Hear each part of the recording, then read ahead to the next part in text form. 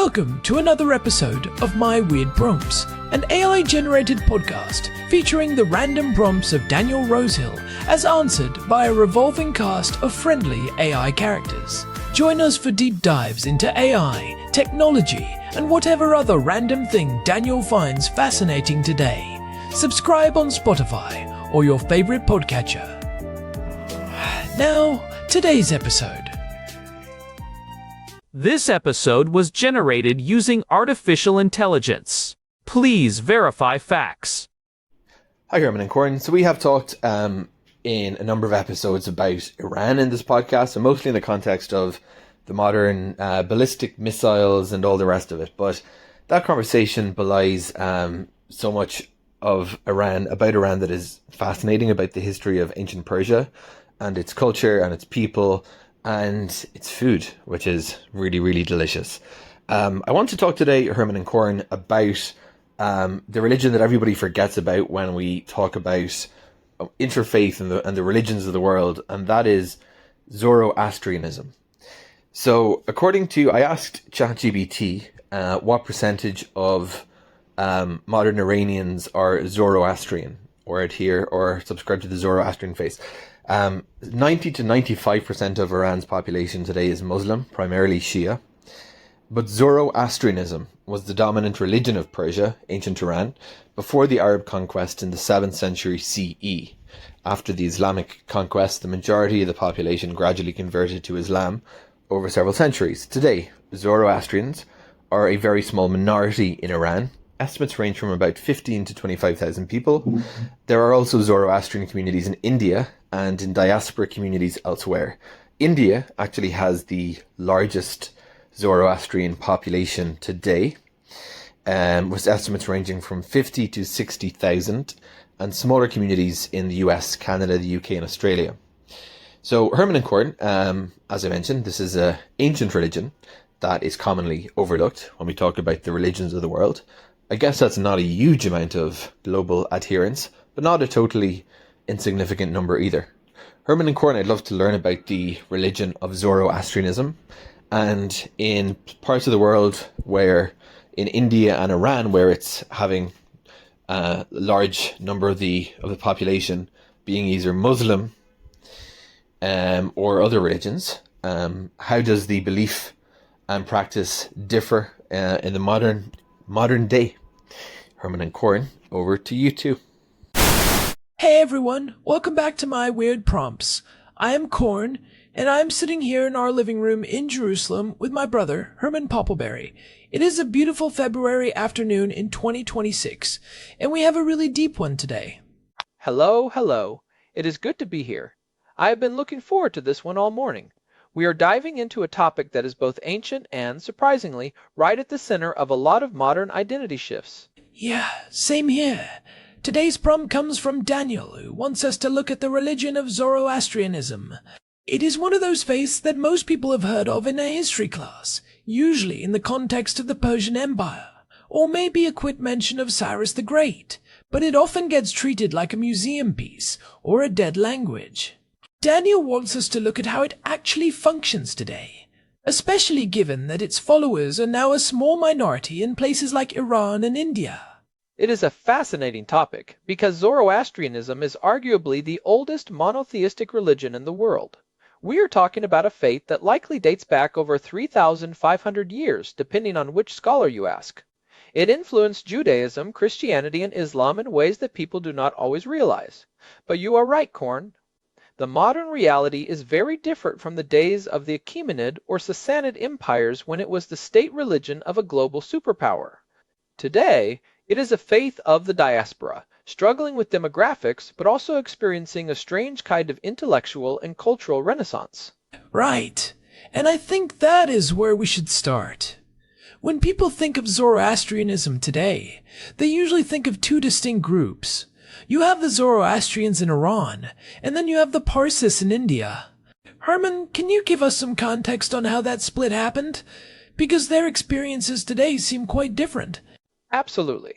The split is a direct result of the Arab conquest of Persia in the 7th century. After the fall of the Sassanid Empire, Islam began to spread across the Iranian plateau. Over several centuries, many Zoroastrians converted, but a significant group chose to flee to preserve their faith. There is a famous foundational text called the Kisai-Sanjan, which tells the story of how a group of Zoroastrians sailed from the island of Hormuz to the western coast of India, specifically Gujarat, around the 8th or 10th century. These are the people we now call the Parsis. Parsi literally means Persian in the Gujarati language. And the ones who stayed in Iran? They faced a very different path. They did. They became a minority in their own homeland, often referred to as Gabars, which was originally a derogatory term. For centuries, they lived under various degrees of pressure, including the jizya tax on non-Muslims. Today, they are a recognized religious minority in the Islamic Republic of Iran. They even have a reserve seat in the Iranian parliament. But their numbers are small.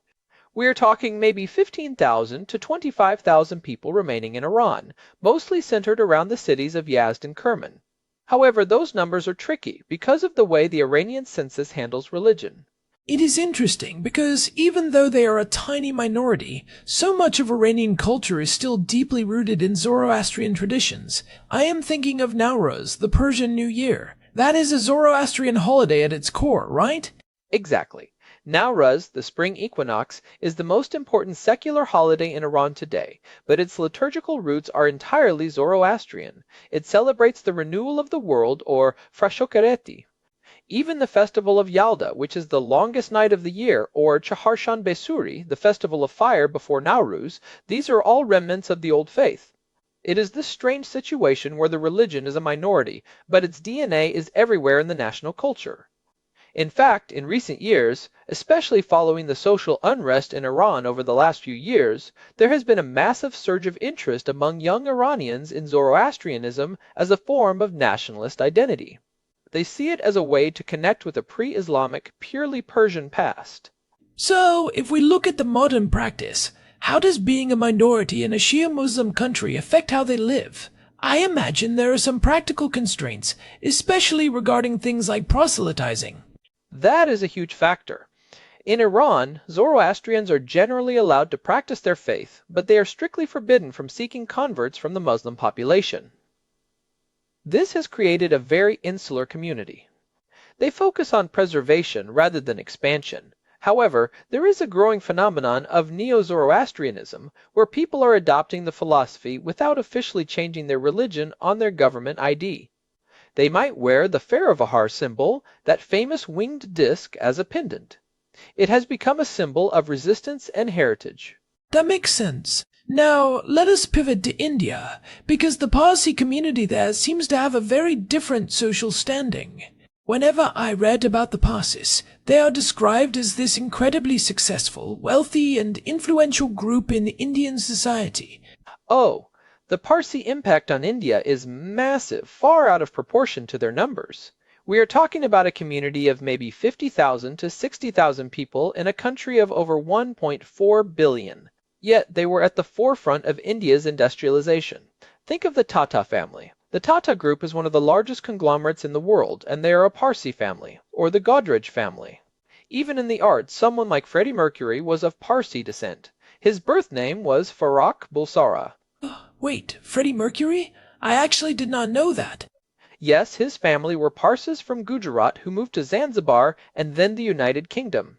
It is a perfect example of the Parsi diaspora. But what is interesting about the Parsis is that they have traditionally been very strict about who is a Zoroastrian. In many Parsi communities, especially the more traditional ones in Mumbai, you are only considered a Parsi if both your parents are Zoroastrian. This is based on an old agreement they supposedly made with the local Hindu king, Jadi Rana, when they first arrived in India, that they would not proselytize and would keep to themselves. And that leads to a major problem, doesn't it? If you are that exclusive and you have a low birth rate, the population is going to shrink. It is a full-blown demographic crisis. The Parsi population in India is declining by about 10% every decade. They have a very high level of education and a late average age for marriage, and many choose not to have children at all. By some estimates, for every one Parsi birth, there are 4 deaths. The Indian government actually launched a program called Jio Parsi, which literally means Long Live Parsi, to encourage them to have more children through subsidies, fertility treatments, and counseling. It is one of the few times you will see a government actively trying to increase the birth rate of a specific, wealthy minority group. That is fascinating. It is a complete reversal of the usual population concerns in India. But I want to dig into the actual religious practices. When we talk about Zoroastrianism, the first thing people usually mention is fire. They are often called fire worshippers, though I know that is a bit of a misconception. How does the role of fire work in a modern temple? You are right to call it a misconception. Zoroastrians do not worship fire. They see fire as a symbol of Ahura Mazda, the supreme deity. It represents purity, light, and the divine spark within everything. In a modern fire temple, or agyari, there is a central flame that is kept burning perpetually. Some of these fires are incredibly old. There is a fire in the village of Udvada in India, the Iran Shah Atash Behram, that is said to have been burning for over 1,200 years. It was brought over from Persia when the first refugees arrived. That is incredible. Imagine the logistics of keeping a fire going for 12 centuries through migrations and wars. It is a testament to their dedication. But the modern challenge is actually the maintenance of these temples. As the population shrinks and moves to the suburbs or moves abroad, many of these historic fire temples are becoming harder to sustain. In the diaspora, like in the United States or Canada, they have had to adapt. They might not have a traditional consecrated fire that burns 24/7 because of fire codes or lack of priests to tend it. Instead, they might use a symbolic fire or a gas-powered flame for specific rituals. That brings up a good point about the diaspora. If you are a Zoroastrian living in, say, Los Angeles or London, how do your practices differ from someone in Mumbai or Yazd? The diaspora is actually where the most interesting theological shifts are happening. In North America, under the umbrella of organizations like FEZANA, the Federation of Zoroastrian Associations of North America, there is a much stronger movement toward being more inclusive. Many diaspora communities allow for conversion, and they are more accepting of intermarried couples. They focus more on the core ethical teachings of the prophet Zarathustra rather than the later legalistic texts. Which are? The famous triad, good thoughts, good words, good deeds. In Avestan, it is humata, hukta, huvashta. In the diaspora, there is a sense that Zoroastrianism is a philosophy of life that anyone can adopt, rather than just an ethnic identity you are born into. This has created some massive tension with the more conservative Parsi leadership in India, the Bombay Parsi Panchayat, who want to maintain the traditional bloodlines. There was a famous case involving a woman named Gulrak Gupta who married a non-Zoroastrian and was initially barred from entering the fire temple for her parents' funerals. It sparked a huge legal and social debate. I can see why that would be a point of friction. It is the classic struggle between preservation of heritage and the need for survival through growth. Now, Herman, I want to talk about one of the most famous, or maybe infamous, aspects of Zoroastrianism, the Towers of Silence. For those who do not know, this is their traditional method of dealing with the dead. How does that work today? This is one of the most stark examples of how modern reality has forced religious change. Traditionally, Zoroastrians believe that a dead body is impure and that burying it would pollute the earth, while cremating it would pollute the fire. So, they practiced what is called excarnation. They would place the bodies on high stone platforms called dakmas, or towers of silence, where vultures would consume the flesh.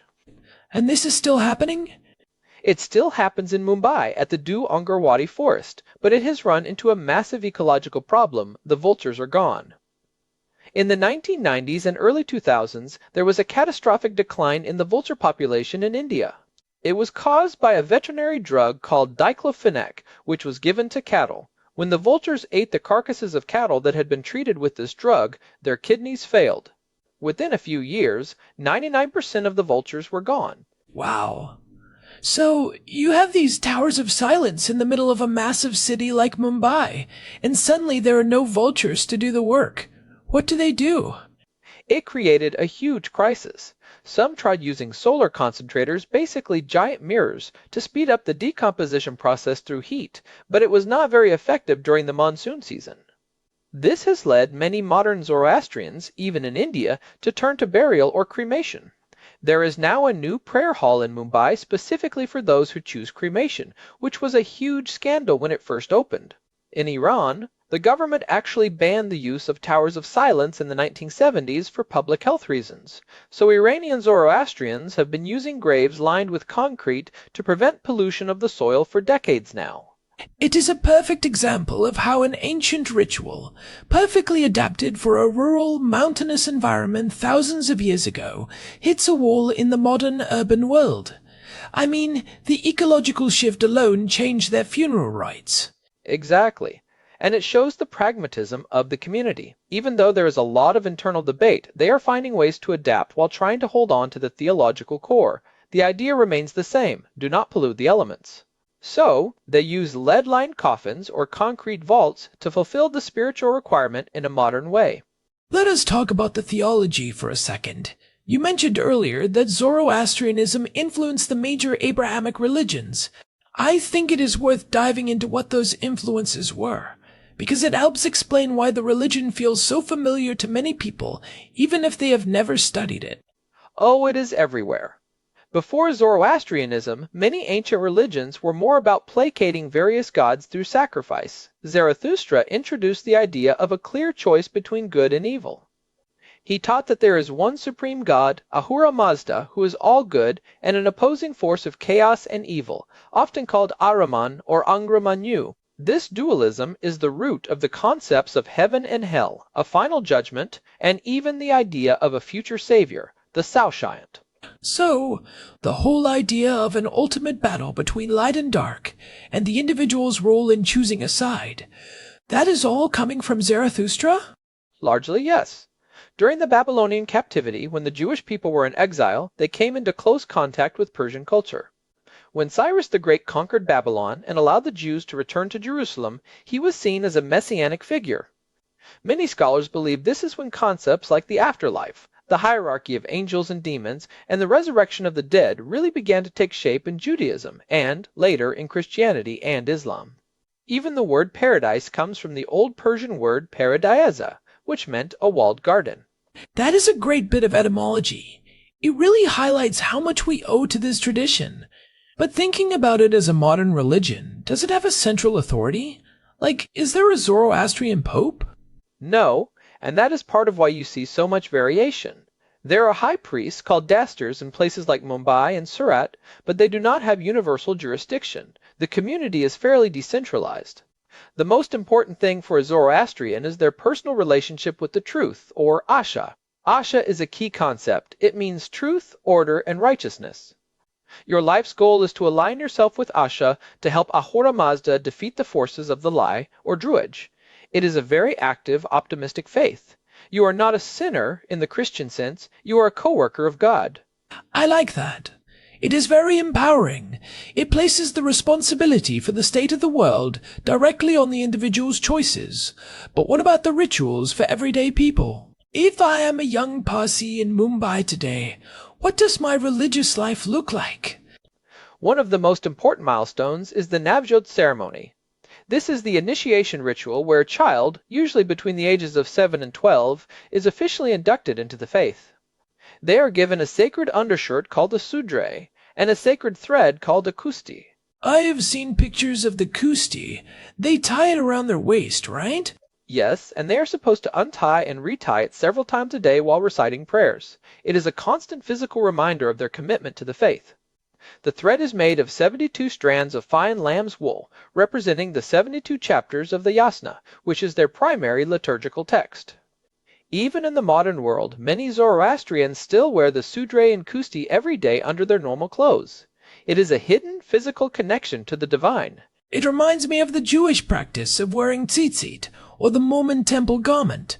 But I wonder, as a minority, do they face any unique challenges in terms of education or employment? In India, it is actually the opposite. Being Parsi is often seen as a mark of high status and integrity. They are known for being incredibly philanthropic. There is a saying in India, Parsi, thy name is charity. They have established hospitals, schools, and housing colonies that are legendary for their quality. In Iran, it is a bit more complicated. While they are respected for their history, they do face some glass ceilings in certain government or military positions because of the Islamic nature of the state. But generally, they are seen as very loyal and hard-working citizens. You know, it is interesting that you mention their integrity. I remember reading that in ancient times, the Persians were famous for three things: riding a horse, shooting a bow, and telling the truth. Exactly. That is from Herodotus. And that emphasis on truth, on Asha, is still the core of the identity. Even today, if you talk to people in Mumbai, they will tell you that a Parsi's word is his bond. It is a very strong cultural trait. I want to touch on something I saw in the news recently. There has been a movement in Iraqi Kurdistan where people are returning to Zoroastrianism. Is that a real thing or just a political statement? It is a very real and fascinating development. Over the last decade, thousands of Kurds in northern Iraq have officially converted to Zoroastrianism. They opened a temple in Sulaymaniyah in 2016. For many Kurds, Zoroastrianism is seen as their original religion before it was replaced by Islam. It is tied up with Kurdish nationalism and a desire to distance themselves from the more radical interpretations of Islam that they have faced in the region.